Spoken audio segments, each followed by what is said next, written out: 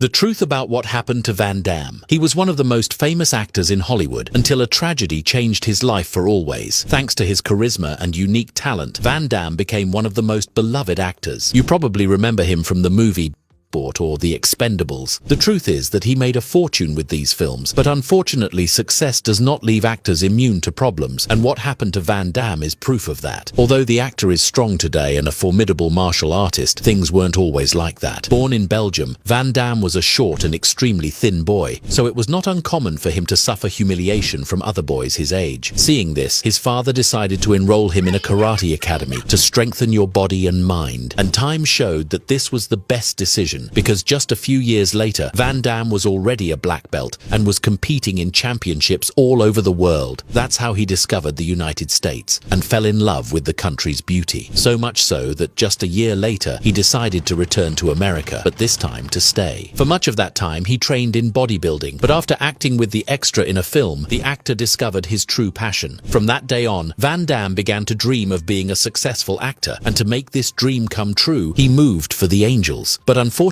things were not easy for him. Even though he was very talented, it was practically impossible for him to get a prominent role. That's why he spent years taking simple roles as an extra or things like that. But all that changed after this film. Because of Van Damme's unquestionable talent for martial arts, he ended up passing the test for being the protagonist of a fighting film. And luckily, it was a huge success and took the actor's career to the next level. From then on, the actor's life changed completely. Now everyone wanted him in their films, and Van Damme made a great fortune. But it was precisely at the height of his career that a tragedy occurred. It turns out that Van Damme had to fight the biggest enemy of Hollywood actors, the pressure of being famous. Now that everyone wanted to see his films, he started to overexert himself, and unfortunately, in an attempt to relieve stress, the actor ended up overindulging in alcohol and even using banned substances. This was not an easy fight. Van Damme lost several roles because of it and even almost lost his life. His career was almost ruined when he decided he would change his life and leave all this behind, for back. Despite the difficulty, Van Damme admitted himself to a rehabilitation clinic, and although he got rid of his vice,